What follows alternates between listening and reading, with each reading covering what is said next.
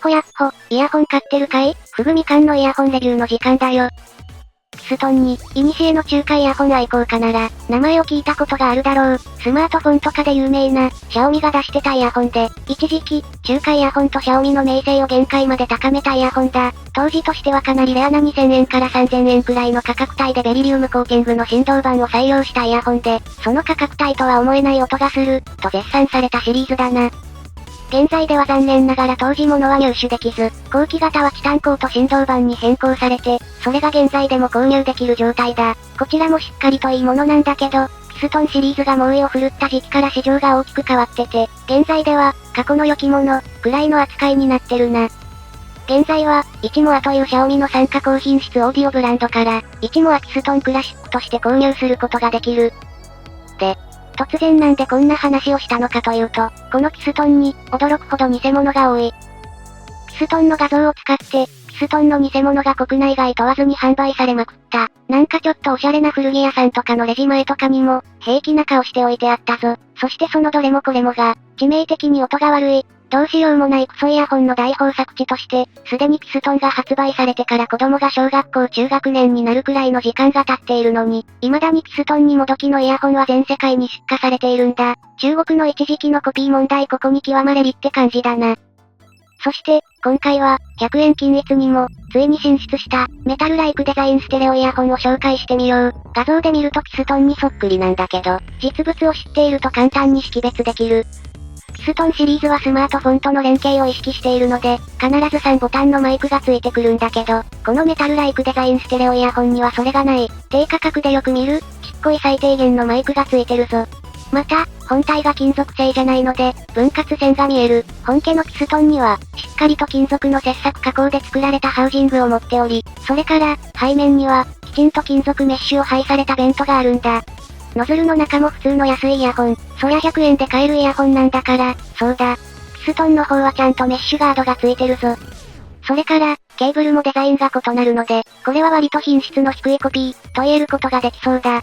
ちなみに、すでに知人に島流し元へ譲ってしまったんだけど、きちんと金属製イヤホンを歌ってて、ここが鋳造だったイヤホンも聞いたことがある。まんべんなくクソだった。送った友人は、キストンにだと思ってウキウキして聞いたらクソでどうしていいかわからない怒りを抱えた、と大変良いコメントを残してくれたぞ。そのイヤホンが残ってるかは知らんけど。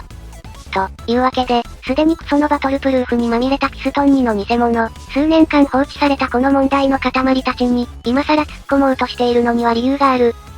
今回登場した、メタルライクステレオイヤホン、販売元がアット級なんだ。100円均一の低価格イヤホンは、大体まだ物価のお安い国から引っ張ってきてるものが多い。例えば、ダイソーの300円シリーズは、中国系ではないものの、やっぱり海外市場向けのものを日本向けに再設計したものだし、100円シリーズも同様だ。アット級も、中国市場から、見込みのある製品を引っ張ってきて、ラインナップに加えてるんだろう。で、このアット級、人の声がよく聞こえるイヤホン、という、100円イヤホンの中でも最上位のイヤホンを、日本市場にもたらしてくれてる。つまり、そこのキストンにコピーだったら、可能性はある。多分、これを100円均一で買う人は、このチャンネル見ないだろうから、きっと営業妨害にはならないはず。思いっきりバリの処理もしていない本体の塗装面に不安を覚えつつも、このイヤホンを聞いてみよう。このイヤホンの感想は、クソだわ。あと臭い。まあ、見えてる地雷だとは理解して買ったんだけど、このイヤホン、開封時から、梅雨に汗だくになって3日放置したシャツみたいな酸っぱい匂いがする。明らかに有機物由来のダメなタイプの匂いだ。どうせ長時間使わないから、念入りに外装をアルコールで拭いてから試聴してみたんだけど、振動板はペットボトルそのまま切り抜いて作ったのかと疑うような仕上がり。100円均一イヤホン特有の、外装から悪い反響をめちゃくちゃ感じるくぐもった音、低音と高音が全く出ない、昭和のテレビ向けイヤホンみたいな音質だ。ボールが見つかってるイヤホンの方がまだもうちょっと低音が出る。スッカスカのもっこもこで、小学生が作った紙コップスピーカーの方がもうちょっと人の声が聞き取りやすいんじゃないかなと、ここまでめちゃくちゃに叩いたけど、割と100均イヤホンってこんなもんだ。メタル風と総分コストがかかってるだけ良心的な部類に入るんじゃないかな。マイクついてるし、これで会話したら自分の耳にしゃぶりついて叫んでるような人間の声が聞こえるけど、ピストンの偽物もピンキリだけど、これは悪い方の端に位置するな。一般的な輝かない型の100均イヤホンの音だ。わかってたんだよ。わかってたんだけど、マイナス100点だと思ったら軽い腐敗草がついてくるとは思わないじゃん。マイナス1万点だよ。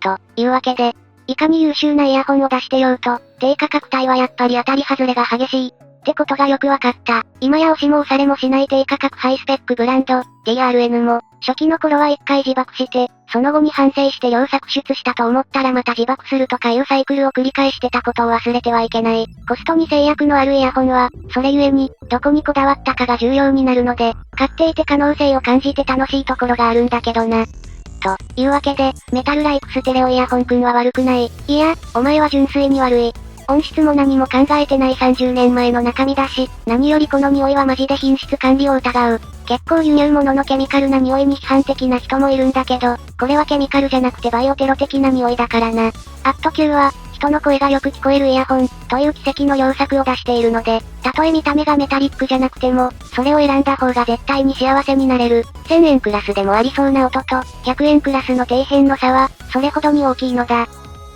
と、こんなところだな。一体どれくらいの人がこのイヤホンを掴んで地獄に落ちるのか、君には失敗してほしくない。そんな気持ちで動画を作ったんだ。なお、本当に必要な層には YouTube でおすすめされない模様。